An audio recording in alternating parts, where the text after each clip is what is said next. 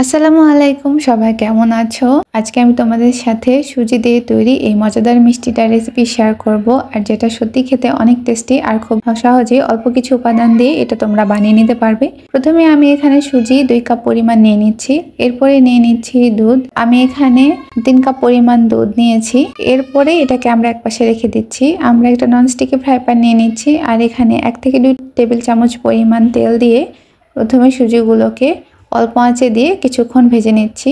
সুজি যেহেতু খুব তাড়াতাড়ি তাপ ধরে নেয়, সেজন্য অল্প আঁচে দিয়ে সুজিটাকে ভাজার চেষ্টা করবে, তাহলে এটা নিচেও লেগে যাবে না, কালো কালো ভাবও হবে না। কিছুক্ষণ পরে আমাদের সুজিগুলো ভাজা শেষ। তো এখানে আমি আমাদের মেজার করে রাখা দুধটা দিয়ে দিচ্ছি। তাতে যতক্ষণ না শুকাবে লো মিডিয়াম আঁচে দিয়ে আমরা এটা এভাবে মিলিয়ে নিতে থাকবো।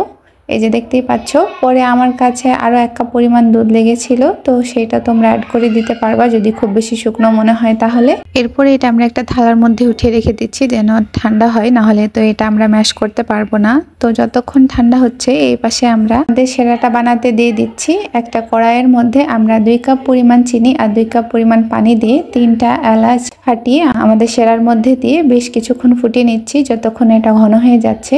এই তো আমাদের সেরা প্রায় রেডি। এখন আমরা আমাদের সুজির কাছে চলে আসছি। এখানে আমরা এখন 6 টেবিল চামচ পরিমাণ পাউডার দুধ দিয়ে একটা পাত্রের মধ্যে নিয়ে ভালোভাবে মাখিয়ে নিচ্ছি যেন একটা স্মুথ ডো তৈরি করতে পারি। তোমরা চাইলে এখানে লিকুইড পানি বা দুধও দিতে পারো। এরপর এটাকে ভালোভাবে মাখিয়ে এরকম গোল গোল শেপ দিয়ে নিচ্ছি। তোমরা নিজেদের ইচ্ছে মতো শেপ দিয়ে মিষ্টিগুলোকে তৈরি করে নিতে পারো, যদি এখনো মিষ্টি হয়নি। তো এরপরে আমরা এখানে ফ্রাই প্যানের মধ্যে বেশ কিছু পরিমাণে তেল দিয়ে আমাদের তৈরি করে রাখা মিষ্টিগুলোকে দিয়ে হাই হিটে ভেজে নিচ্ছি। তোমরা চাইলে এটা ডিপ ফ্রাই করে নিতে পারো কোনো কড়াইয়ের মধ্যে দিয়ে। এগুলো ভাজা হয়ে গেলে আমাদের তৈরি করে রাখা সেরার মধ্যে মিষ্টিগুলোকে দিয়ে একদম ঢাকনা দিয়ে 1 ঘন্টা ওভাবেই রেখে দিব, একদম ধরবো না, যেন এটার গরমের মধ্যেই আমাদের মিষ্টিগুলো একদম সব রসগুলো নিয়ে নেয়, মানে মিষ্টিগুলো আর কি শোষণ করে নিতে পারে। পরে দেখলাম যে আম্মু আরেকটা লম্বা লম্বা টাইপের শেপ দিয়ে মিষ্টি তৈরি করেছে, তো সেটা আমার কাছে দেখতে ভালো লাগছিল।